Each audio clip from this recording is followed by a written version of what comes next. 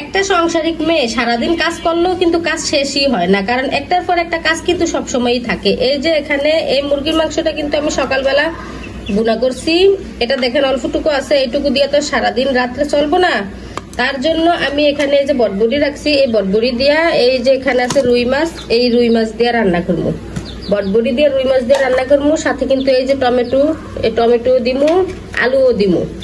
আর ওই যে দেখেন আমার আরেক টুনটুনি পাখি, দেখেন তারে খাবার দিছি, সে খাবার ছিটিয়া বিটিয়া ফালিয়া কি করে, এরকমই করে। আসলে অত অবুঝ জিনিস, মনে করেন খাবার টাবার দিলে অভ্যাসী এরকম, মানে পাও দিয়ে একবারে ছিটিয়া নিব, ছিটিয়া পরে খাইব।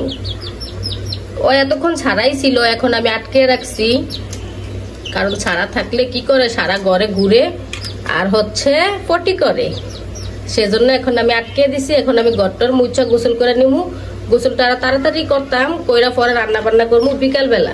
কারণ হচ্ছে আরো তাড়াতাড়ি গোসলটা করি না কেন, আমার ময়না পাখি একটা আছে আমার মেয়ে, সে কিন্তু ঘুমাচ্ছে, সেজন্য গোসলটা করা হয় না এখনো। কারণ সে আর আমি একসাথে করি, সে উঠলে তখন আমি গোসলটা করব।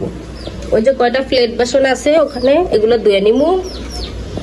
এই যে অন্য যা কাজ আছে সবগুলো গোছ গাছ কইরা তারপরে গোসল টোসল কইরা খাওয়া দাওয়া কইরা পরে রান্নাটা বিকাল বেলা করবো, কারণ রান্নাটা তো রাত্রের জন্য, সেই জন্য সব কাজ শেষ করে এখন বিকাল বেলা রান্নাটাও শেষ করে নিলাম। এই যে দেখেন বটবড়ি দিয়ে রুই মাছ দিয়ে রান্না করছি আমি, তরকারিটা কেমন হয়েছে অবশ্যই বলবেন। আর এই যে ভাত কিন্তু আমরা 2 বেলা রান্না করি, সকালবেলা এবং রাত্রেবেলা। সবাই ভালো থাকবেন, সুস্থ থাকবেন।